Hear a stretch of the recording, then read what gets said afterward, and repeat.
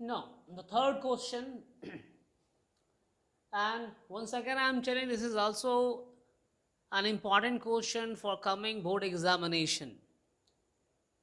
So, the question is Napoleon had destroyed democracy in France, but in the administrative field, he had incorporated revolutionary principles in order to make the whole system more rational and efficient.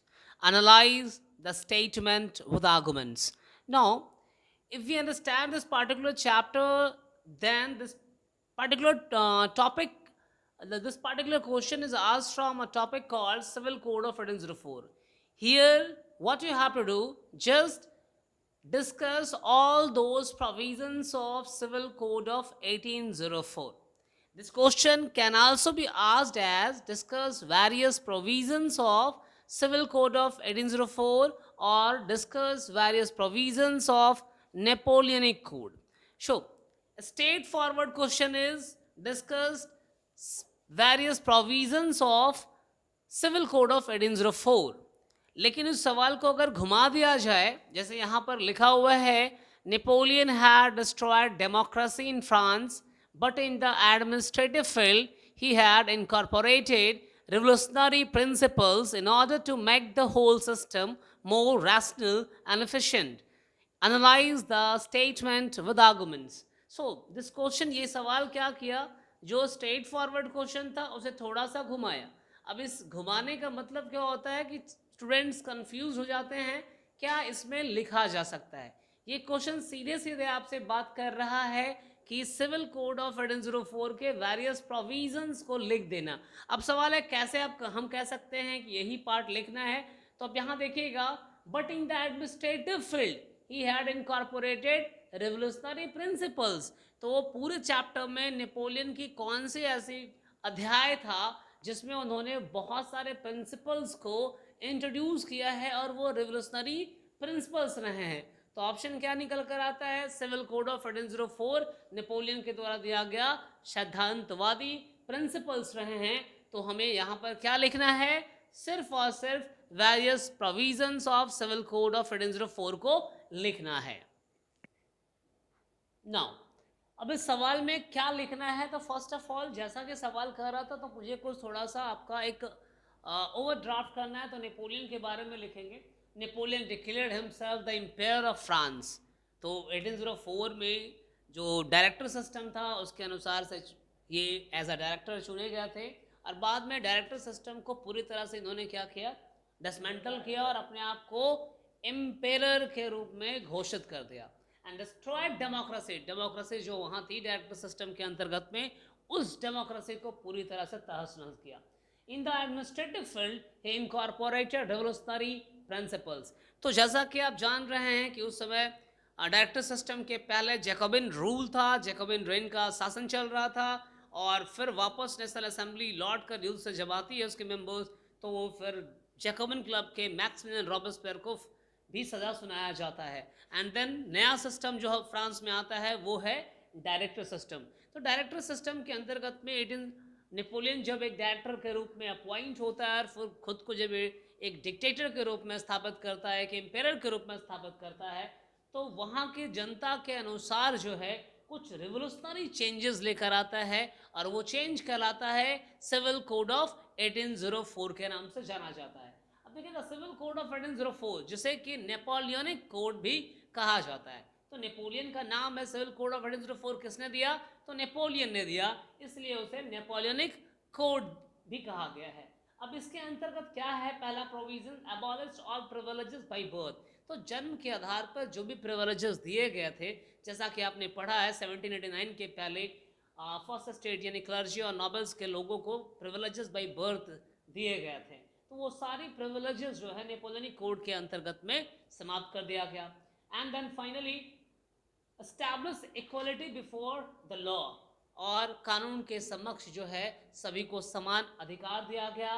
And gave the right to property, और लोगों को जो है संपत्ति रखने का भी अधिकार दे दिया गया, जो कि 1789 के पहले थर्ड स्टेट के मेंबर्स के पास राइट टू होल्ड प्रॉपर्टी नहीं दिया गया था. नाउ तो फर्स्ट पॉइंट आपको जो लिखना है वो ध्यान से देखिएगा। जो पहला पॉइंट है वो क्या रहेगा? The code which was introduced in the regions under French control like Italy, Germany, Switzerland, Switzerland. मतलब ये चीज़ें हैं कि आपने देखा कि 1804 के पश्चात जो है नेपोलियन ने अपनी टेरिटरी का एक्सपेंशन किया, वो इटली के ऊपर, जर्मनी के ऊपर और स्विट्जरलैंड के ऊपर जो है अपनी प्रभुत्व बनाने में कामयाब हो गया था। उसके बाद उसने अपने नेपोलियनिक कोड के अंतर्गत में जो प्रोविजंस रखे हैं, सिंप्लीफाइड एडमिनिस्ट्रेटिव डिवीजन, तो प्रशासन का जो डिवीज़न, प्रशासन का जो जिम्मा था उसको सरल बनाया, सिंप्लीफाइड बनाया था प्रशासन करने के तरीके में। एबॉलिश द फ्यूडल सिस्टम, तो सामंतवादी, इसी के अंतर्गत में आपको लिखना है एक ही पॉइंट में, सामंतवादी प्रथा का भी इसने अंत किया। Feudal system similar, quite similar to zamindari system है। फ्यूडल सिस्टम के ऊपर वीडियोस बनाए गए हैं, वो आप जाकर देख सकते हैं प्लेलिस्ट में जाकर। एंड फ्रीड पीजेंट फ्रॉम सर्वडम, और गुलामी जैसे चीज़ों को भी एबॉलिश किया। मैनोरियल ड्यूज, मतलब एक किसान को अपनी, जब वो किसान अपने पैदावार के ऊपर टैक्स नहीं पे कर पाता था तो वो टैक्स उसके ड्यूज़ के रूप में लिख लिया जाता था, तो उस प्रकार के ड्यूज़ को मैनोरियल ड्यूज़ कहते थे, इसे भी एबॉलिश किया गया है। तो पहला चीज़ हम लोग ध्यान रखेंगे। दूसरी बातें याद रखेंगे कि 1804 में पहला काम क्या किया गया कि एडमिनिस्ट्रेटिव डिविजन्स को सिंप्लीफाइड किया गया। दूसरा है फ्यूडल सिस्टम को एबॉलिश किया गया। इसी के अंतर्गत में सर्फडम और मैनोरियल ड्यूज को भी एबॉलिश किया गया है। तीसरी पॉइंट में लिखेंगे जो गिल्ड काम कर रहे थे शहरों में, कि जहाँ पे बाजार होता था तो बाजार में एक ऑर्गेनाइजेशन होते थे कि इस बाजार में कौन कौन व्यापार करेंगे, तो उस ऑर्गेनाइजेशन को गिल्ड के नाम से जाना जाता था। कोई भी व्यापारी अगर उस जगह व्यापार करना चाहता था तो पहले गिल्ड से परमिशन लेनी पड़ती थी। तो गिल्ड एक प्रकार का रिस्ट्रिक्शंस था इकोनॉमिक एक्टिविटीज़ में, तो उसे भी जो है समाप्त कर दिया गया, put an end to, abolish कर दिया गया है। चौथी पॉइंट यहाँ पे क्या है? Uniform weight and measures were adopted, मतलब यूनिफॉर्म पूरे फ्रांस के ऊपर में, मतलब 1804 के अंतर्गत पे जहाँ जहाँ इसने अपनी टेरिटरी एक्सपेंशन किया तो मेजरिंग स्केल्स और वेइंग स्केल्स जो हैं बराबर कर दिए, सभी जगह एक समान कर दिया गया। फिर एक common national currency help in the movement of goods and capital from one region to another. उसके बाद तो हम लोगों ने ये पढ़ा है कि भाई एक रीजन के अंतर्गत में नंबर्स ऑफ करेंसीज थे, तो उसमें भी इसने चेंजेस लाया, एक कॉमन नेशनल करेंसीज लाया जिसके सहायता से जो है गुड्स एंड कैपिटल का मूवमेंट एक जगह से दूसरी जगह पे होना ज़्यादा आसानी से होने लगा। ये आपके चौथे पॉइंट्स होंगे। तो ये पॉइंट होंगे। इस क्वेश्चन के आखिरी पॉइंट्स में हमें क्या लिखना है? तो सिविल कोड ऑफ 1804 का जो लास्ट प्रोविजन रहा है, तो नेपोलियन ने ट्रांसपोर्ट एंड कम्युनिकेशन सिस्टम को भी इम्प्रूव किया है। ट्रांसपोर्ट यानी medium of movement, communication that is medium to communicate with other people. तो इन दोनों चीज़ों में इम्प्रूवमेंट लेकर आया था नेपोलियन अपनी 1804 की प्रिंसिपल्स में, सिविल कोड ऑफ 1804 के प्रिंसिपल्स में। That's all. Thank you. Please go through the videos, go through the questions and listen all those points which are important to write for this particular question. The simplest and straightforward question is discuss various provisions of Civil Code of 1804.